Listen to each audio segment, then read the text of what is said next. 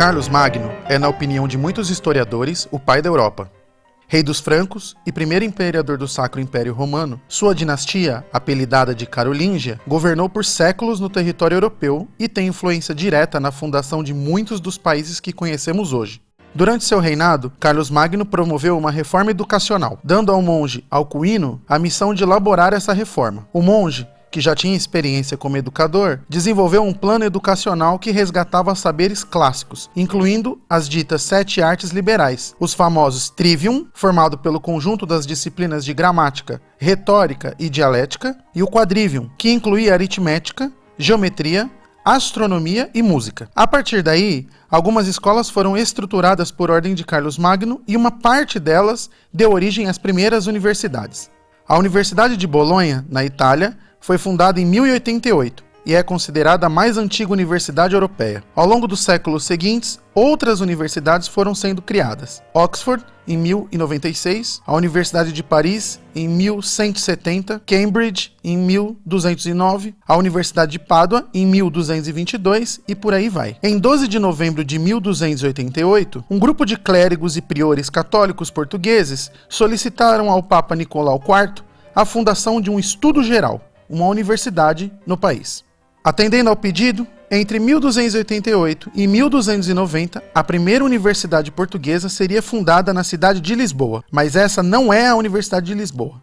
Embora sua fundação tenha sido na cidade, a primeira universidade portuguesa foi realocada diversas vezes, sendo transferida para Coimbra e depois de volta para Lisboa, até que, em 1537, por ordem de Dom João III, a universidade fica em definitivo em Coimbra, sendo essa a fundação oficial da Universidade de Coimbra. Sua origem lisboeta, no entanto, jamais seria esquecida. Ao longo dos anos em que se seguiram, diversas instituições de ensino superior foram nascendo em Lisboa e, pouco a pouco, foram sendo unificadas na forma de uma nova universidade. Em 1759, o Marquês de Pombal fundou a Aula do Comércio, ancestral mais distante do atual Instituto Superior de Economia e Gestão. Em 1781, temos a criação do que viria a se tornar a Faculdade de Arquitetura e Belas Artes. Em 1825, a Faculdade de Medicina e em 1837, a Faculdade de Ciências, e assim por diante. Uma parte dessas faculdades foi unificada em 1911, na forma da Universidade de Lisboa. Outras, em 1930, se juntaram dando origem à Universidade Técnica de Lisboa. Estas duas instituições de ensino passaram então, em 2012, por um processo de fusão, dando origem à Universidade de Lisboa que conhecemos hoje, a maior instituição de ensino portuguesa e uma das mais prestigiadas do planeta. Portugal, durante esse período, passou por uma crise econômica bastante grave. Na tentativa de superar a recessão, entre outras medidas, investiram nas universidades, abriram as instituições para o mundo e atraíram um bom número de jovens estrangeiros em busca de uma educação de qualidade. Isso trouxe dinheiro e cérebros e fez de Portugal um dos principais destinos para brasileiros que desejam a experiência de estudar e morar no exterior. Meu nome é Thiago e você está ouvindo o Lusitânia. E neste episódio, Universidade de Lisboa.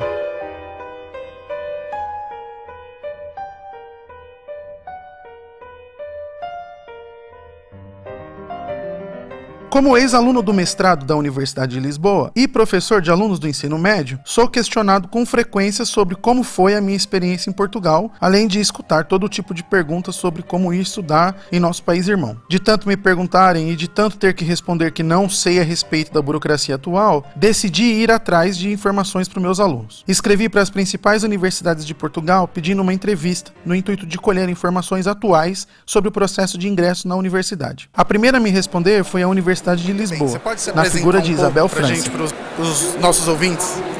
Eu chamo-me Isabel França, sou diretora do Departamento de Relações Externas e Internacionais da Universidade de Lisboa e é com muito prazer que... Encontrei com Isabel em São Paulo por ocasião da vinda dela e de uma delegação da Universidade de Lisboa para o Salão do Estudante, um evento que acontece todo ano e que concentra diversas universidades do mundo que oferecem intercâmbio para alunos brasileiros. As universidades de Portugal contam com uma rua só delas no evento. O barulho de fundo se deve às condições que tínhamos para a entrevista. Bem, a Universidade de Lisboa é neste momento a maior universidade portuguesa.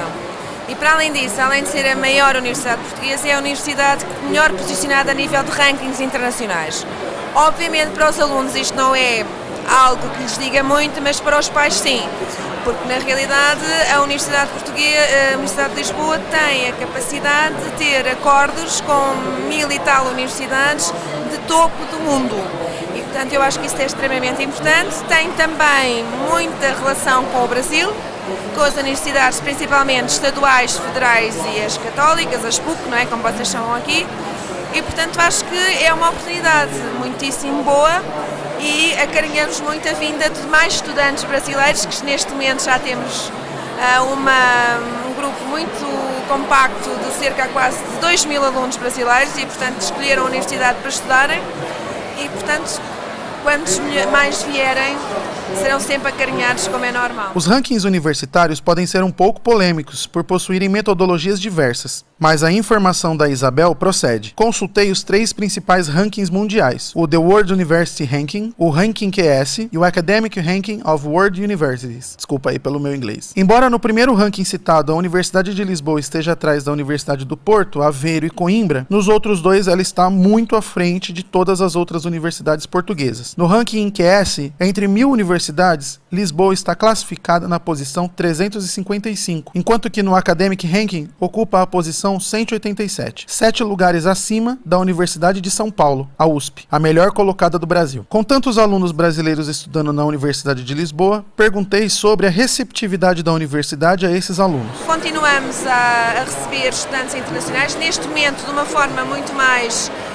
profissional, porque também temos a capacidade, através de um decreto que saiu em 2013, de acolher estudantes internacionais de uma forma legal, que não são só alunos de pós-graduação, mas sim também alunos de graduação. E continuamos a ter, e neste momento já estamos a ter algumas estruturas para acolher os alunos, não só brasileiros, mas os alunos estrangeiros.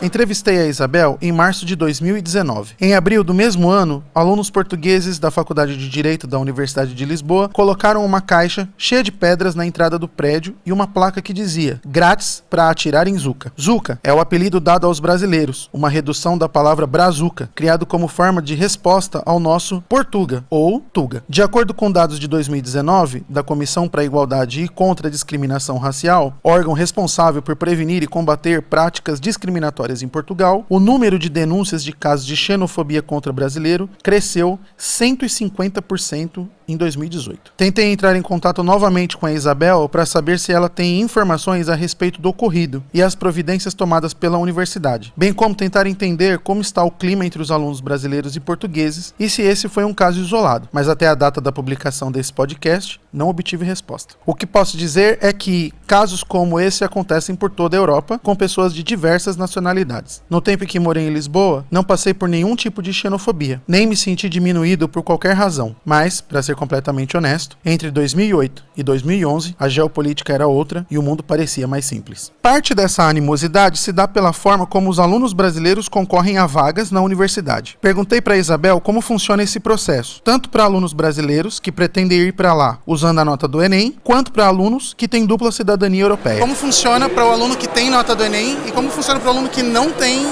uma nota do Enem? É possível tentar ingressar na universidade mesmo sem realizar o Enem?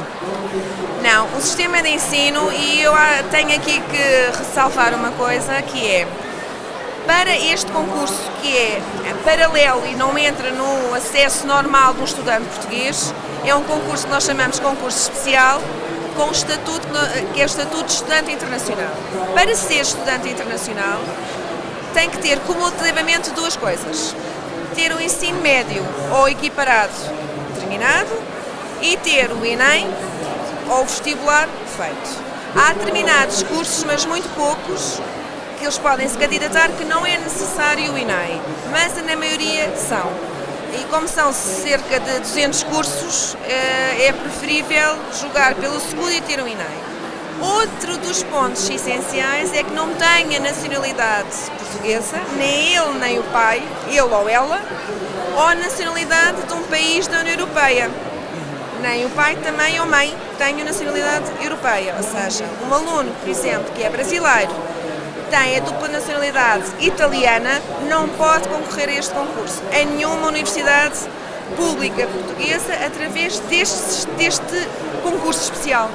Terá que competir no pé de igualdade dos alunos portugueses. O que é difícil não é que o ensino aqui não seja bom e não seja, temos alunos de topo, mas acima de tudo porque o nosso sistema de ensino, os alunos têm que escolher aos 15 anos.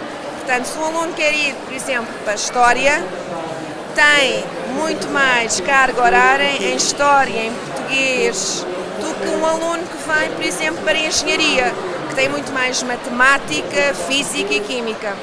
Logo a partir dos 15 anos, o vosso sistema de ensino não é assim. Portanto, os alunos terminam o ensino médio e podem escolher para onde querem ir. Lá não. E, portanto, as informações que eu estou a dar é só para alunos internacionais na sua verdadeira acessão da palavra. Esses alunos, como é que concorrem? É através de uma plataforma, têm que enviar a documentação toda só scanada, têm que colocar a apostilha, obviamente, na documentação, enviar, tem uma taxa de inscrição que têm que pagar, que ronda, eu não sei, também lá está, depende dos anos, mas entre 100 a 200 euros. Se foram selecionados, depois têm que pagar uma taxa anual correspondente ao valor real do curso. Certo. Pronto, é o que tem diferente. E esse valor real do curso pode ir de 3.500 euros ano a 7.000 e inclusive este ano nós temos a medicina dentária, que abriu pela primeira vez algumas vagas e lá está, isto é imposto pelo governo, que entretanto são 12.000 euros ano. Medicina veterinária ou medicina humana é proibido. Portanto, qualquer universidade pública portuguesa ou privada que diga que podem concorrer, não podem. É ilegal porque nós não temos essa autorização pelo governo. É assim que funciona. Ainda sobre o processo de entrada na universidade, a Isabel esclarece como funciona o que chamamos de nota de corte, ou seja, a nota mínima que se deve ter para ser admitido em um curso. Para entrar na Universidade de Lisboa, a maioria dos cursos, portanto, tem que ter pelo mínimo, o que nós temos a escala de 0 a 20, tem que ter no mínimo 10, ou seja, 5. Em alguns cursos são 14, ou seja, 7. Ok? Isso depois cada aluno tem que ir ao site da universidade e verificar qual é a média. Inclusive, uma das coisas que é importante os alunos verem é, antes de concorrerem, e também para perceberem como é que as coisas são difíceis ou não entrar em determinados cursos, vejam também como é que é o sistema nacional, o último aluno que entra na universidade. Porque o último aluno que entra na universidade na primeira fase, ou seja, porque aí veem, por exemplo, um aluno para entrar num curso, o último aluno que entrou teve, por exemplo, 18. Pode acontecer. E aí tinham que ter 9. E, portanto, o aluno sabe que, com aquele curso em particular, eles são mais concorrido, mais exigente. E, portanto, porque, não quer dizer que todos não sejam exigentes, mas aquele é mais complicado. Portanto, tenham isso também em atenção. Portanto, os alunos brasileiros concorrem a um concurso especial, com estatuto próprio. Já os alunos brasileiros, que possuem cidadania europeia, precisam concorrer às mesmas vagas que o aluno português em geral. Sobre isso, a Isabel dá mais alguns detalhes. Então, o aluno brasileiro que tem dupla cidadania, por exemplo, tem cidadania portuguesa, a mesma coisa. Ele tem que concorrer normalmente com os outros alunos portugueses.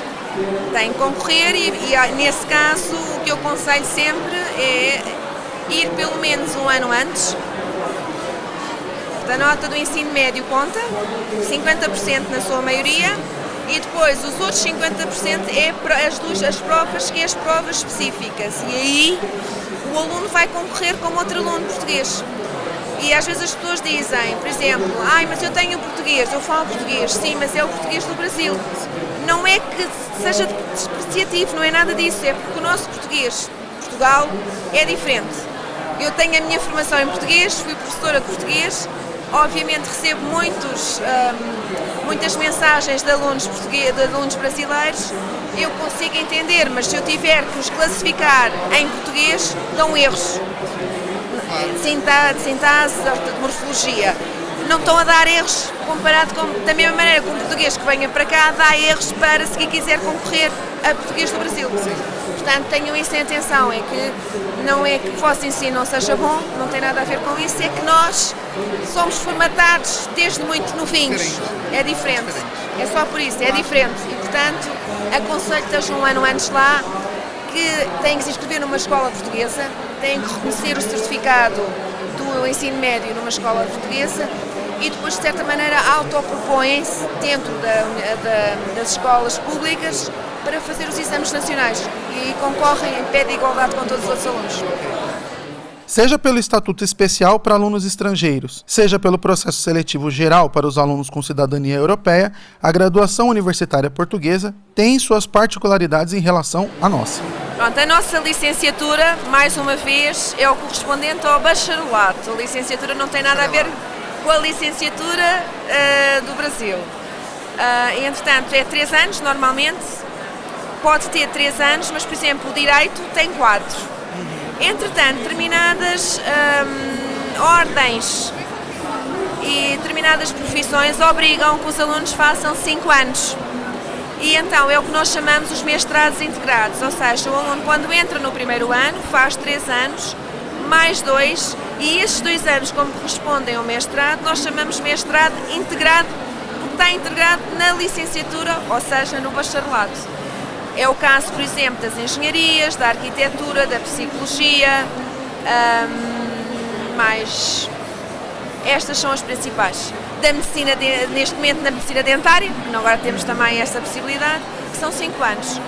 A maioria dos cursos são 3 e alguns são 4, que é o caso de direito, mas na sua maioria são 3 anos. Como se sabe, no Brasil temos a possibilidade de, no curso de graduação, reprovar algumas matérias sem repetir um ano inteiro de formação. Perguntei para a Isabel se isso também é verdade na UEL. No caso de não passar a uma determinada unidade curricular, nós chamamos de unidades curriculares, vocês chamam de disciplinas, é a mesma coisa. Isto é o que faz ser europeu. O que acontece é, se essa disciplina tem precedência, ok? Ou seja, tem, por exemplo, Física 1, no ano seguinte tem Física 2. Ele não pode passar de ano, mas como não passou nessa Física 1, tem que repetir a Física 1 e depois fazer a Física 2. Naqueles casos em que as disciplinas não têm precedência, vai passando e depois vai ter que concluir essas unidades curriculares, disciplinas, dessa maneira. A única diferença é se tem precedências ou não. Outro motivo que costuma levar os brasileiros a Portugal é a busca por uma vida melhor e, nesse sentido, há sempre a questão do trabalho. Perguntei se o aluno brasileiro formado pela Universidade de Lisboa tem um diploma reconhecido e se pode concorrer a vagas de trabalho em pé de igualdade com os portugueses. O aluno que faz o seu curso numa universidade portuguesa tem a hipótese de concorrer e de trabalhar a nível de Portugal, inclusive até a nível da União Europeia. Portanto, nós aqui não escolhemos. Acima de tudo, o que as pessoas têm que ser, é o que eu estou farta a dizer, têm que ser bons naquilo que fazem, muito bons, e gostarem daquilo que fazem, porque aí os bons é que vencem em tudo na vida. Portanto, é o que acontece. Portanto, podem ser a nível da universidade, podem trabalhar tanto em Portugal como noutros países da União Europeia. Obviamente que um diploma dado pela Universidade de Lisboa, e não estou a ser pretenciosa, é muitas das vezes avaliado quando concorrem 20, 30 pessoas de outras universidades, privadas, públicas, em determinadas áreas. Não quer dizer que nós sejamos ótimos em todas as áreas, mas na realidade a Universidade de Lisboa, neste momento, é muito conceituada a nível de mercado de trabalho e a nível europeu e mundial. E, portanto, se tiverem que pesar, eventualmente pesam que tirou na Universidade de Lisboa. Outra grande vantagem de se estudar na Universidade de Lisboa é a possibilidade de usufruir do programa Erasmus. O nome, na verdade, é uma sigla para o que traduzido do inglês seria Plano de Ação da Comunidade Europeia para a Mobilidade de Estudantes Universitários. A ideia do programa é oferecer a oportunidade para que alunos de instituições conveniadas em todo o mundo possam realizar parte de seu estudo em diferentes universidades pelo mundo. incentivando assim a troca de experiências e de diversidade cultural, fomentando a formação de um aluno mais plural e com uma visão ampliada da realidade em que vive. O programa Erasmus, ele ainda existe? O programa Erasmus existe, ainda bem que se lembrou. É que um aluno que ingresse no ensino superior, seja ele público ou privado, porque também o Erasmus também funciona no privado, mas a nível da Universidade de Lisboa, efetivamente, lá está, volta a ser uma seriação. Muitos alunos fazem o Erasmus, neste momento temos, e está a aumentar, porque eu sou coordenadora do Erasmus e sei, temos 1.400 alunos que vão para o estrangeiro só através do Erasmus com bolsa, mas para além de todos esses, depois temos mais alguns 2.000 que vão sem bolsa ou ao abrigo de programas de mobilidade.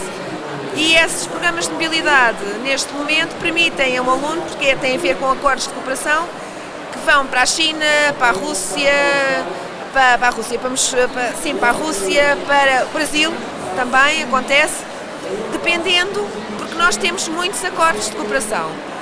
A diferença é que, enquanto que o Erasmus dá a possibilidade dos alunos irem com uma bolsa que não paga tudo, mas ajuda substancialmente a ida dos alunos, os programas de cooperação normalmente não têm bolsas associadas, tirando as bolsas Santander Universidades, que nós também temos em algumas áreas. Como é de se esperar, a UEL também oferece aos estudantes que optam por ela uma estrutura de suporte à altura. Perguntei para a Isabel como é essa estrutura e o que os alunos podem esperar. Eu costumo dizer que nós, a nível de Portugal, ainda somos um país muito seguro. Em Lisboa, eu sou lisboeta, portanto também posso ser lisboeta, nascida e criada, como eu disse até no seminário, eu sou alfazinha de gema, chama-se alfazinha de gema, quem nasceu e os pais também nasceram em Lisboa. Portanto, é alguém que sempre viveu em Lisboa. Continua a ser segura, obviamente, como qualquer cidade, há zonas que são perigosas, mas isso em qualquer lado. Mas no nosso caso, eu, por exemplo, sou capaz de chegar a casa às 2 da manhã, com a maior das naturalidades e não tenho problema. Portanto, eu acho que continuamos a ser muito seguros. No caso da alimentação, os alunos que estão na universidade podem usufruir das cantinas. O valor, que eu não sei quanto é que corresponde em reais, mas são cerca de 2,5 € por refeição. Nós, a nível da universidade, prezamos que além dos alunos estudarem, investigarem, pesquisarem, nós temos grandes centros de pesquisa. Também é importante toda a parte cultural e da sanidade e da saúde. E, portanto, o que é que nós temos?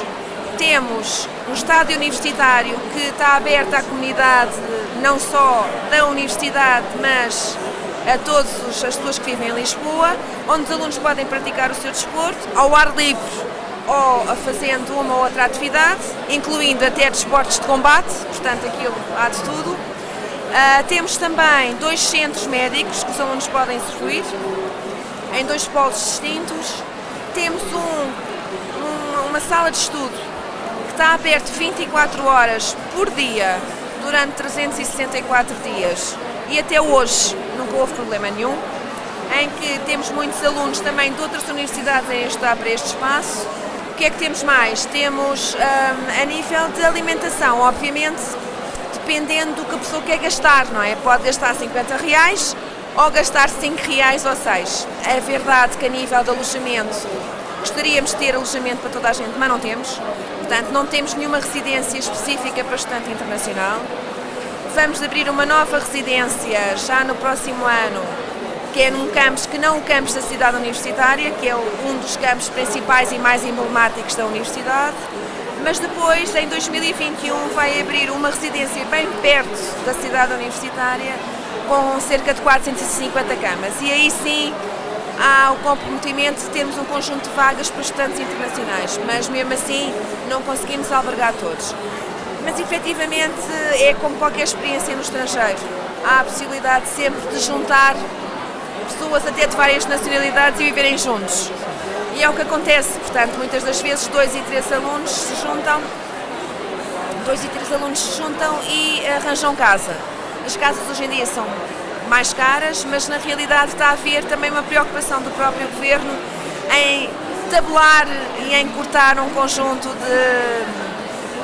de de alguns excessos que estão a ser praticados. Ainda me lembro da sensação de segurança absoluta que eu senti em Lisboa. Nos 3 anos que morei por lá, não ouvi nenhum caso de crime sério ou sofri qualquer tipo de situação de risco. Como a Lisboa de hoje mudou bastante, decidi procurar mais informações a respeito de como está a segurança por lá. Em 2017, foram registrados um total de quase 342 mil crimes em Portugal. Para efeito de comparação, há uma média de 29 assassinatos para cada 100 mil habitantes no Brasil, mais de 60 mil assassinatos em 2018. Em Portugal, o índice é de 0,6 assassinatos para cada 100 mil habitantes. Há, como é evidente, áreas mais perigosas do que outras, e é sempre possível passar por alguma situação de risco. Mas, em geral, Lisboa é considerada uma das capitais mais seguras da Europa. Então, eu queria agradecer novamente muito obrigado por dispor do seu tempo. Você quer deixar mais algum recado, alguma coisa? O único recado é um repto que eu costumo dizer: seja mais um estudante internacional dos 7.500 que temos neste momento na Universidade de Lisboa. Agradecemos esta disponibilidade. Muito obrigada. Muito obrigado. Nesse episódio, contamos com a simpatia e a boa vontade da Isabel em nos fornecer informações atualizadas sobre a universidade. Eu queria, mais uma vez, deixar um agradecimento para a boa vontade dela em me encontrar e ceder essa entrevista durante um período de muito trabalho e de muita tribulação dela dentro do Salão do Estudante. A produção, roteiro, entrevista e a revisão desse episódio são da Vanessa Tavares Santos. Roteiro, gravação e edição são minhas. Até o próximo episódio.